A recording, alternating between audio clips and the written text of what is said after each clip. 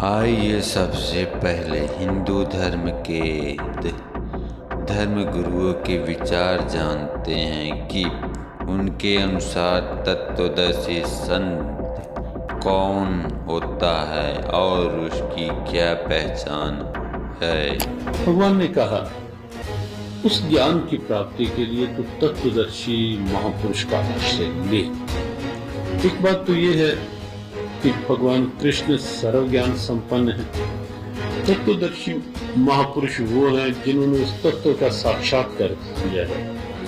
तत्व स्वयं परमात्मा है, स्वयं परमात्मा श्री कृष्ण है। श्री कृष्ण ये वाणी बोल रहे हैं, लेकिन फिर भी एक परंपरा का निर्वाह कर रहे हैं कि महापुरुषों के द्वारा ये ज्ञान मिलेगा, गुरु परंपरा से ज्ञान मिलेगा। तो जो तत्वदर्शी की बात है वो बात है कि जो परमात्म तत्व सबके भीतर है, जो चेतन तत्व सबके भीतर है, जिसने उस तत्व से एक रूपता करनी है, जो केवल जड़ता में नहीं जी रहा, चेतना में जी रहा है, जो केवल बाहर के आकर्षणों में नहीं जी रहा, अंदर उस ईश्वरीय भाव की प्रियता में जी रहा है, वही तत्वदर्शी। कृष्णात् परम किमपि तत्त्वमहं न जाने, कृष्ण से बड़ा कोई तत्व है ये मैं नहीं जानता, ऐसा महापुरुष कहते हैं। तो कृष्ण का चिंतन करना, जो आदमी भगवान श्री कृष्ण के चिंतन में, भगवान राम के चिंतन में लगा है, जो भगवान के लिए रो रहा है, समझ लेना कि वही तत्वदर्शी संत है। ज्ञानिनस् तत्वदर्शिना, ऐसे महापुरुष जिन्होंने तत्व का दर्शन किया है, जो ज्ञानी हैं, केवल ऐसे लोग ही उपदेश करते हैं जो उनके प्रति शरणागत होते हैं, जो उनकी सेवा करते हैं और जो समुचित प्रश्न पूछते हैं। के अंतर को जो जानता है वो तत्वदर्शी, अर्थात इन दोनों के अंतर को तत्वदर्शियों ने देखा। अब सुनिए संत रामपाल जी महाराज जी से कि कौन है तत्वदर्शी संत और उसकी क्या पहचान है। तो उस तत्वदर्शी संत की पहचान 15वें अध्याय के प्रथम श्लोक में बताई है कि उल्टे लटके हुए संसार रूपी वृक्ष को जो विस्तार से बताता स वेदवित, वह तत्वदर्शी संत है। परमेश्वर कबीर जी ने 600 वर्ष पहले अपनी सच्चिदानंद घन ब्रह्म की वाणी कबीर वाणी में लिखा था, अक्षर पुरुष एक पेड़ है निरंजन वा की डार, तीनों देवा शाखा है ये पात रूप संसार। जो जमीन से बाहर दिखाई देता है उसको अक्षर पुरुष बोलते हैं, यो पेड़ होता है। अक्षर पुरुष एक पेड़ है, निरंजन वा की डार और तीनों देवा शाखा है ये पात रूप संसार। पूर्ण परमात्मा स्वयं ही आकर अपने मुखारविंद से अपनी वाणी से बोलता है। तो चौथे अध्याय के 34वें श्लोक में कहा कि उस तत्व ज्ञान को तू सच्चिदानंद घन ब्रह्म की वाणी को, उस तत्व ज्ञान को तू तत्वदर्शी संतों के पास जाकर समझ और फिर उनको दंडवत प्रणाम करने से, कपट छोड़कर उनकी सेवा करने से वो तत्वदर्शी संत तुझे यथार्थ ज्ञान उस परमात्मा का बताएंगे। अब देखिएगा पुण्यात्माओं, थोड़े से सदग्रंथों को भी हम साथ साथ देखें तब आगे चलेंगे। और ये गीता प्रेस गोरखपुर से प्रकाशित है और ये जय दयाल गोविंद का इसके अनुवादक हैं, हिंदी में अनुवाद किया इसने।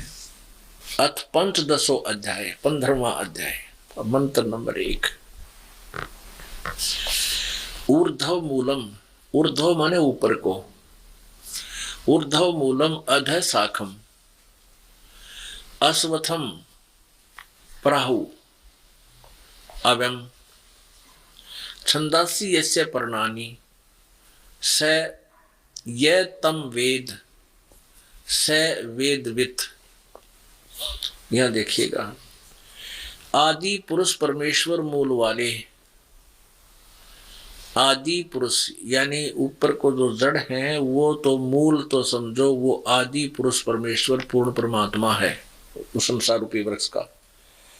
और अधः शाखम, अधः शाखम नीचे को, इन्होंने यहाँ क्योंकि ये विचलित है अनुवाद करता, इनको सही अनुवाद नहीं करना आया, अधः का अर्थ लिख दिया ब्रह्मा रूप मुख्य शाखा वाले है तेरे ही।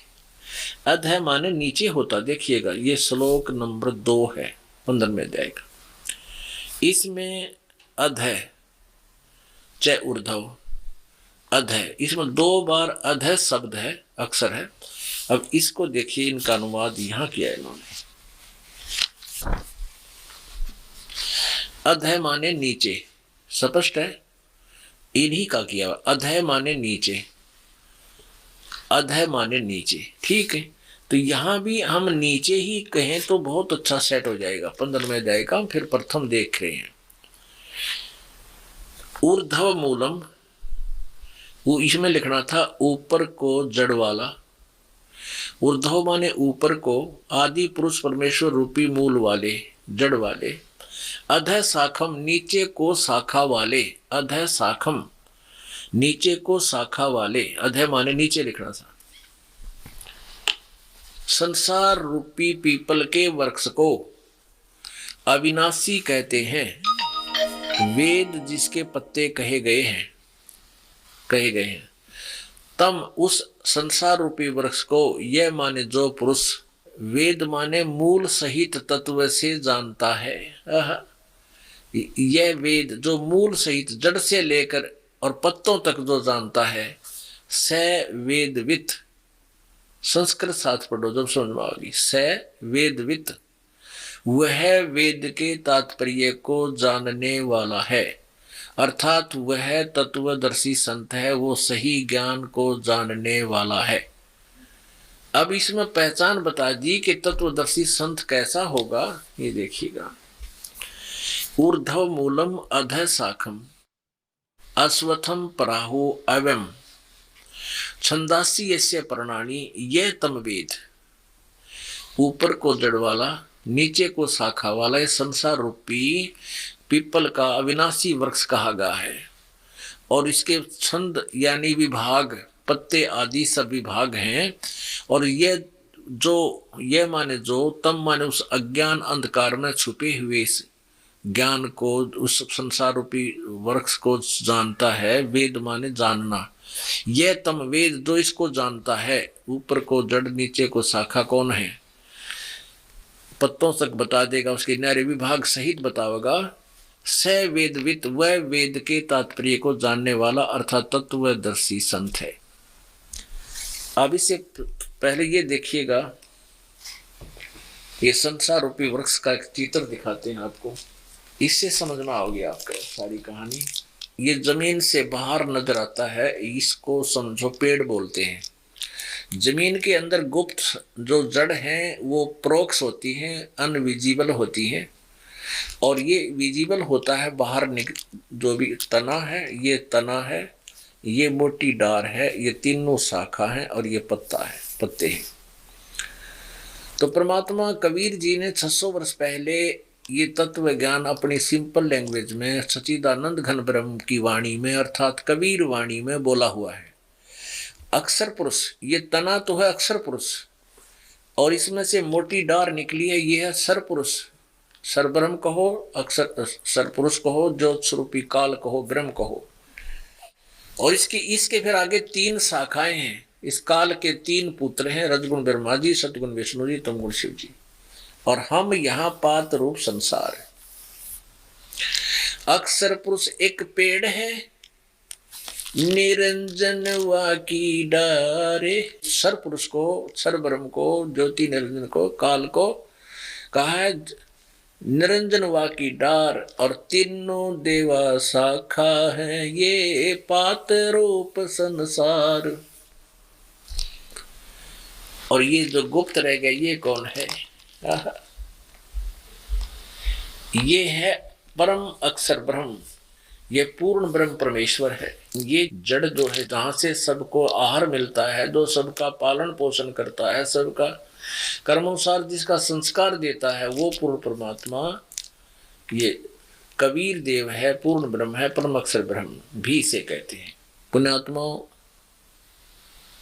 आज तक हमें जो भी ज्ञान प्राप्त था वो बिल्कुल व्यर्थ था, जब तक आप जी ने ये ज्ञान दास से नहीं सुना। इससे पहले कोई भी किसी भी पंथ में है, चाहे को किसी मजहब से संबंधित है, उसको परमात्मा का यथार्थ ज्ञान नहीं है। जबकि हमारे सदग्रंथ सभी ज्ञान को बता रहे हैं, पहले लिखा हुआ है, लेकिन इसको हमें वो बता भी डिटेल नहीं दे सके, उसकी अच्छी तरह समझा नहीं सके। तो अब आपने क्या देखा कि परमात्मा ने ये बताया कि अक्सर पुरुष एक पेड़ है, निरंजन वा की डार और तीनों देवा शाखा, ये पात रूप संसार। अपने आत्माओं यहाँ एक कंसेप्ट ये क्लियर करना पड़ेगा कि रजगुण ब्रह्मा जी हैं, सतगुण विष्णु, तमगुण शिव जी। आपको दिखाते हैं श्रीमद देवी भागवत। ये जो श्रीमद देवी भागवत है यानी देवी पुराण है, इसमें संस्कृत भी साथ है। अथ देवी भागवतम सभाष्टिकम समातम, खेमराज श्री कृष्ण दास प्रकाशन बम्बई, ये यहाँ से छपी है, बम्बई 4। अथ श्रीमद देवी भागवते भाषा टीका युक्ते तृतीय स्कंद है प्रारंभते। ये है देवी भागवत 11 पृष्ठ और इसका है भाषा टीका तृतीय स्कंद अध्याय 5। अध्याय 5 का यो 8वां श्लोक है। 7वां यहाँ समाप्त हो गया, 8वां प्रारंभ होता है। भगवान शंकर अपनी माता दुर्गा से कह रहा है, हे माता, यदि हमारे ऊपर सदा आप दया युक्त हो तो हमको तमोगुण में किस प्रकार प्रदान किया। ब्रह्मा रजोगुण और हरि सतगुण क्यों युक्त किए, सतगुण युक्त किए।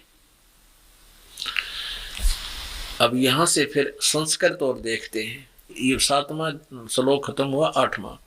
यदि दया धर्मना न सदाम्बिके कथम अहम विहित, किस प्रकार मैं बना दिया। तमोगुण है, तमोगुण। और कमल जय, कमल से उत्पन्न होने वाले ब्रह्मा को रजोगुण संभव, रजोगुण क्यों उत्पन्न किया। और सुविहित किमो सतोगुण हरि, और विष्णु को सतोगुण क्यों बना दिया। इति सिद्धम रजगुण ब्रह्मा है, सतगुण विष्णु, तमगुण शिव जी।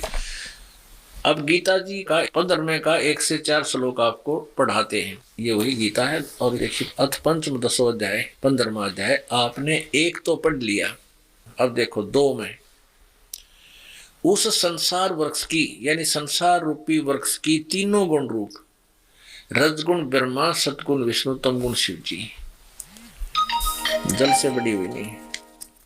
विषय पर वाला, ये संस्कृत भी साथ देखो। विषय पर वाला शाखा, विषय भोग रूप कोपल मनुष्य देवतृक आदि योनि रूपी शाखाएं। ये विषय पर वाला विषय विकारों की शाखाएं हैं, नीचे और ऊपर फैली हुई, सर्वत्र नहीं। अधः च ऊर्ध्व, नीचे और ऊपर ये फैली हुई है। मनुष्य लोक में कर्मों के बंधन में बांधन वाली भी ये मुख्य कारण है, जो नीचे और ऊपर व्याप्त है, सभी लोकों में नहीं है। अपना श्रीमद् भगवत गीता हम 15वां अध्याय पढ़ रहे हैं। हम 15वें अध्याय का हमने दूसरा श्लोक पढ़ लिया। अब तीसरे में क्या कहा है। ये गीता ज्ञानदाता अपनी अल्पज्ञता शो कर रहा है, बता रहा है कि इस संसार वृक्ष का स्वरूप जैसा कहा है, यानी मैंने जो जिक्र किया है, मैं कंप्लीटली इस संसार रूपी वृक्ष को यानी सृष्टि रचना को नहीं जानता। जैसा कहा है वैसा यहाँ नहीं, यानी यहाँ विचार काल में तेरे और मेरे गीता जी के डिस्कशन में, तेरे मेरे गीता जी के विचार विमर्श में नहीं पाया जाता, मैं नहीं बता पाऊंगा। क्योंकि न तो इसका आदि है और न इसका अंत है, यानी मुझे इसका कति आदि अंत का कोई भी ज्ञान नहीं, तथा न इसकी अच्छी प्रकार स्थिति है।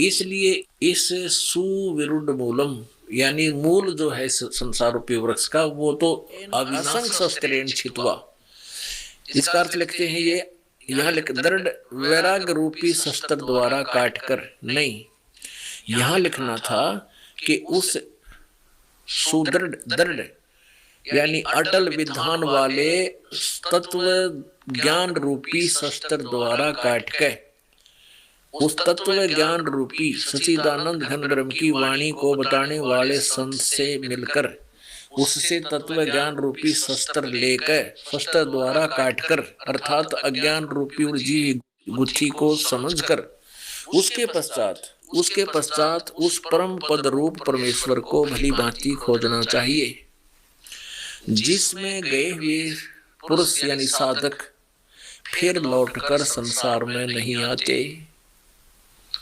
और जिस परमेश्वर से, जिस परमात्मा ने इस सारे ब्रह्मांडों की रचना की है, जिस परमात्मा से पुरातन संसार रूपी वृक्ष की प्रवृत्ति विस्तार को प्राप्त हुई है, अर्थात जिस भगवान ने सारे ब्रह्मांडों की पूरे विश्व की रचना की है, उसी आदि पुरुष नारायण के मैं शरण हूँ,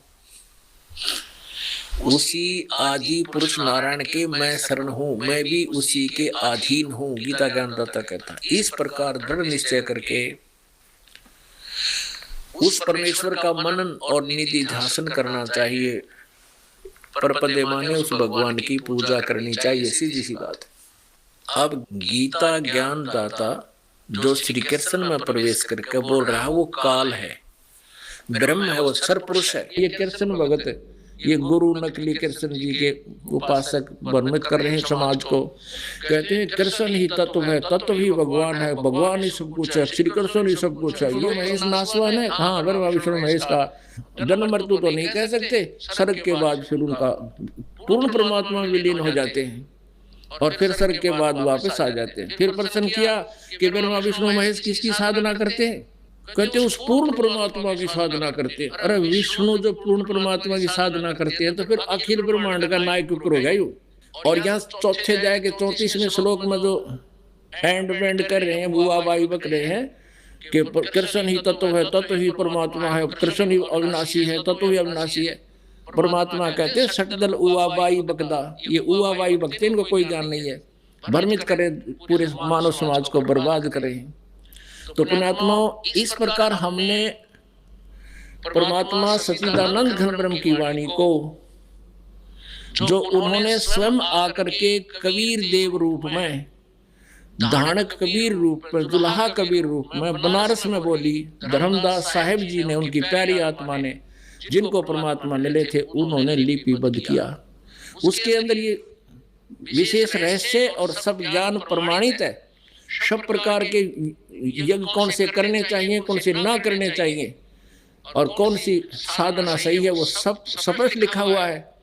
आज इस दास के पास वो सब मसाला उपलब्ध है, वो जड़ी उपलब्ध है, जिससे जन्म और मृत्यु का रोग कटेगा और सदा हम सतलोक में जाकर सुखी रहेंगे। उसको प्राप्त करो, अपना कल्याण कराओ। बोलो सतगुरु जी।